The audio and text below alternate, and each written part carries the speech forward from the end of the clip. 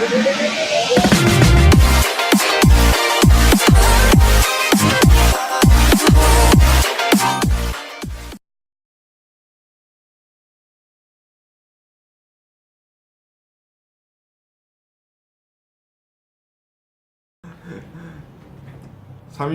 보험사자단 인사드리겠습니다. 박병규입니다.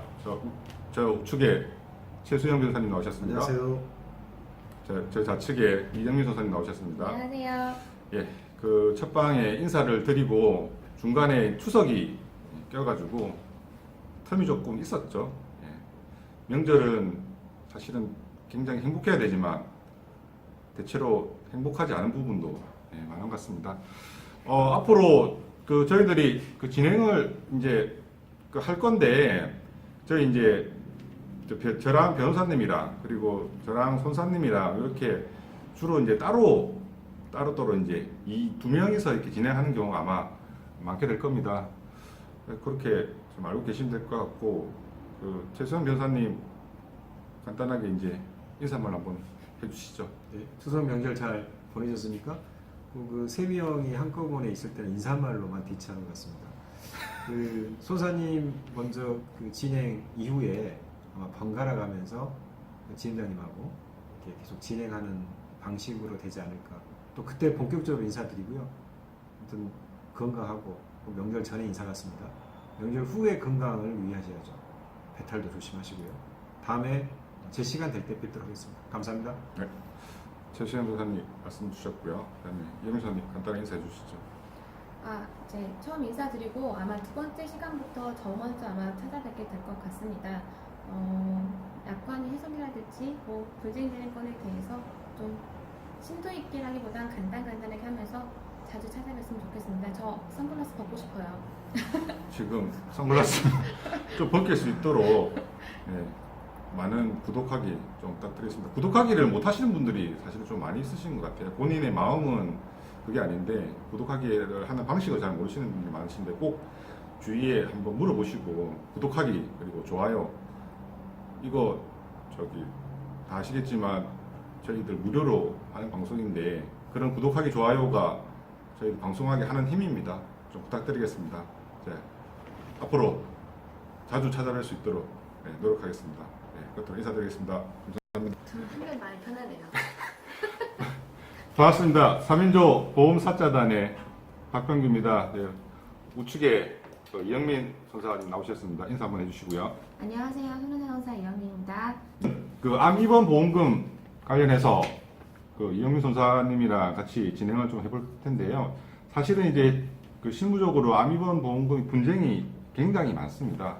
환자들은 그냥 나는 암으로 입원해서 치료를 받았는데 당연히 암 입원비가 지급될 줄 알고 보험금을 청구를 하지만, 보험사는 암이 치료하는 게 아니다, 직접적인 치료가 아니다 라고 해서 보험금 지급을 거절하는 경우가 워낙 많다 보니까, 이번에 금감원에서 아예 암 입원 보험금 약관을 좀 개선하는 작업을 했었죠. 그래서 이번에 발표 자료가 지난주에 나왔는데요. 이 발표 자료를 좀 상세하게 좀 풀어드리도록 하겠습니다.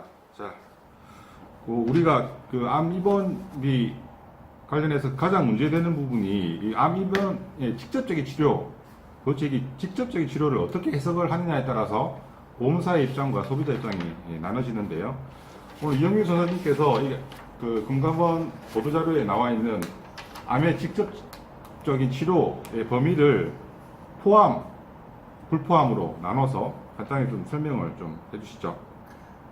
보도자료에 나와 있는 내용을 한번 읽어보고 주된 내용을 서술해서 설명해드릴 텐데요. 암의 직접 치료 범위는 암의 직접 치료 정의를 보게 되면 암을 제거하거나 암의 증식을 억제하는 치료로서 의학적으로 그 안정성과 유효성이 입증되어 임상적으로 통용되는 치료로 두 가지로 설명을 하고 있습니다. 그리고 두 가지를 포함하고 불포함도 나누어서 설명해 놓았고요.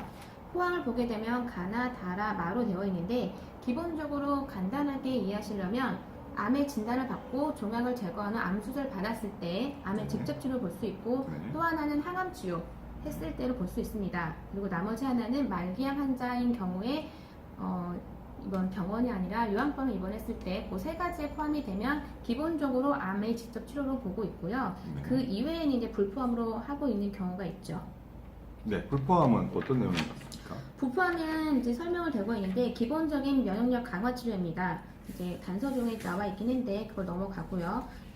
면역력 강화 치료를 받거나 또는 암이나 암 치료로 인해서 발생한 후유증 또는 합병증 치료로서 요양병을 입원해 있는 것은 불포함으로 인정을 하고 있고, 또 하나 식이요법, 명상요법 등 암의 제거 또는 증식 억제를 위하여 의학적으로 안정성이나 유효성 입증되지 않은 치료를 저희는 암의 직접 치료를 보지 않고 있습니다. 네. 최근에 보면 식이요법이라든지 명상요법으로 암 치료한다는 내용으로 하는 부분이 솔직히 좀 많이 있습니다. 왜냐하면 말기암 환자들 같은 경우는 병원에서 더 이상 치료할 수 없다라는 판정을 받기 때문이죠. 그럼 제가 궁금한 게 거기 포함 사항에 보면 마의 연명 의료 결정에 해당하는 말기암 환자에 대한 치료 이렇게 되어 있는데요. 영미 소사님께서 연명 의료 결정법이 어떻게 무엇인지, 그리고 말기암 환자는 어떻게 저희들이 이해를 해야 되는지 좀 간단하게 설명을 좀 해주시면 좋겠습니다. 네, 말기 환자 같은 경우에는 일반적으로 생각하실 때 약간 계약자나 피보험자분들은 내가 병기가 1기, 2기, 3기, 4기가 있는데 4기에 해당하면 말기라고 생각하는 경우가 옛날에는 대부분이었는데 그렇죠. 예. 최근에는 4기 같은 경우에도 이제 의학기술이 원체 좋아지다 보니까 4기 같은 경우도 연명기가 굉장히 길어져. 1년 네. 이상 또는 뭐 5년 이상까지 가는 경우가 있기 때문에 네. 최근에 보험회사에서는 4기는 말기를 보지 않고요. 말기 같은 경우를 이제 인터넷을 찾아보면 법에서도 정의하는 게 네. 적극적인 치료에도 불구하고 네. 근원적인 회복의 가능성이 없고 점차 증상이 악화돼서 담당 의사와 해당 분야 전문의 1명으로부터 수개월 이내 사망할 것으로 예상을 받은 환자를 저희는 말기암 환자로 보고 있는 거죠. 즉 연명기간이 예상이 되는 거죠. 그러니까 보통 이 환자 같은 경우는 네. 6개월 정도면 사망을 가능하다라는 소견서를 이제 나오는 환자 같은 경우는 말기암 환자로 보고 있습니다. 일반적으로 보통 이제 소비자들은 당신은 사기입니다, 말기입니다 라는 의사 말로서 그냥 말기암이라고 판단을 하는데, 실제 말기암 환자는 말씀하셨던 것처럼 생명이 대략 정해질 수 있는 여명이 남아있는 생이 얼마 안 남았다, 당신 6개월 안에 죽을 것 같다라는 의사의 말을 의사의 소견을 들었을 때 말기암 환자라고 정의를 한다는 말씀이고요. 네. 그리고 연명의료에 대한 정의를 한번 찾아보았는데요. 네. 이것도 이제 법에 나와 있습니다. 네. 연명의료란 임종 과정에 있는 환자에게 하는 심폐소생술, 혈액투석, 항암제 투여, 인공호흡기 착용의 의학적 시술로서 치료 효과가 없이 임종 과정의 기간만 연장하는 것을 말한다고 되어 있습니다. 즉, 첫 번째 심폐소생술이나 혈액투석, 항암제 투여, 인공호흡기 착용한 환자가 포함이 될 것 같고요. 또 네. 하나는 의학적 시술로서 치료 효과가 없는 환자, 네. 그리고 임종 과정의 기간만 연장하는 것, 세 가지로 나눠볼 수 있고요. 임종 과정의 기간을 연장하는 것을 조금 풀이해 보면은 첫 번째 급속도로 증상이 악화된 환자, 그래서 이제 사망으로 이어진 환자이거나 또 한 가지는 회복 가능성이 없는 환자를 임종 과정의 기간으로 볼 수 있는 거죠. 그래서 이런 전반적 세 가지를 포함하고 있는 경우를 연명의료 결정법에 나와 있습니다. 그렇군요. 그럼 지금 이제 정부에서 발표한 거는 일반적으로 뭐 암 수술 하시거나 뭐 항암 방사선 치료를 받으시는 분들이 암 입원을 했을 경우에 보상받는 건 사실 큰 문제는 없었는데, 주로 이제 그 합병증이 생겨서 보통은 환자들은 입원하실 때 암을 치료하기 위해서 입원을 하는 줄 알지 합병증 때문에 입원하는지 잘 모르고 그냥 막연히 그냥 암 입원비는 지급되겠지라고 많이들 생각을 해서 분쟁이 많이 생기는 것 같습니다. 그래서 국가에서 이렇게 그 부분에 대해서 좀 요약을 할 정도로, 약간 개선을 할 정도로 지금 이야기를 해준 거고요. 그 다음에 또 이번에 발표 자료에 두 번째로 좀 체크해야 될 게, 결국 그 보험사의 입원비를 일반 병원에서 입원한 암 입원비랑 그 다음에 요양병원에서 입원한 암 입원비를 분리하겠다는 내용으로 발표를 했는데, 요거 좀 간단하게 요약을 좀 해주시죠. 기본적으로 병원에서 입원해서, 그러니까 기존에는 암의 직접 치료라고 하는 거는 암 입원 일당 표현을 했죠. 그래서 네, 그것들이 네. 분쟁이 되다 보니까 암 입원 일당이랑 특약을 따로 구분해서 요양병원에 입원했을 경우랑 네. 구분을 해놓은 거죠. 그래서 네.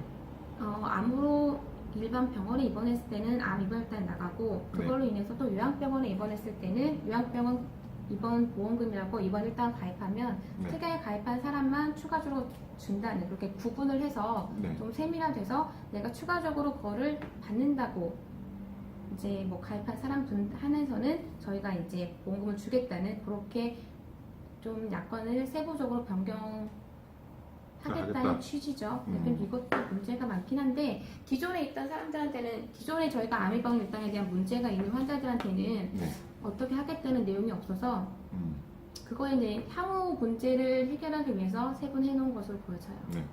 그러면 소사님 말씀처럼 그 약관 개선되기 전 현행 그 암입원비는 여전히 요양병원에서 암입원 치료를 했을 때 암입원비 지급 문제는 여전히 분쟁의 소지를 안고 있다라는 내용의 말씀이시죠?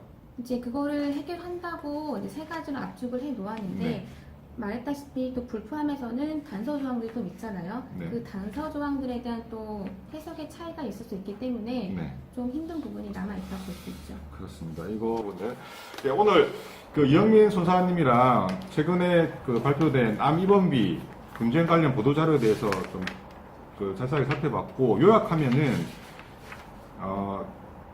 암 입원 수술, 항암 치료 입원하시는 거는 사실 문제가 없고요. 그다음에 말기암 환자로 진단 받으신 분들의 입원하는 것도 물론 문제가 없습니다. 그리고 두 번째는 이제 내년 1월부터는 암 입원비가 요양병원에서 입원했을 경우 그리고 일반 병원에서 입원했을 경우로 분리될 것이다 라는 내용으로 보도자료 발표된 게 여기 핵심이다 이렇게 정리가 되겠습니다. 오늘은 이렇게 하고요. 지금 선생님 마지막으로 인사 한번 해주시죠. 네, 암 입원 일당에 대해서 굉장히 직접 치료로 인해서 분쟁이 많이 되었는데 이 짧은 시간 다 말을 할 수는 없겠지만 기본적으로 이제 저희가 중요 포인트에 대해서 언급해 드렸고요. 이후에 또 궁금한 점이 있으면 또 우리 지원자를 통해서 연락을 주시면 될 것 같습니다. 네, 오늘 저희들이 혹시 그 말이 빨랐다든지 잘 못 알아듣겠다는 부분은 제가 성실하게 자막으로 처리를 해드릴 테니 너무 걱정하지 마시고요. 네, 오늘은 이렇게 마치도록 하겠습니다.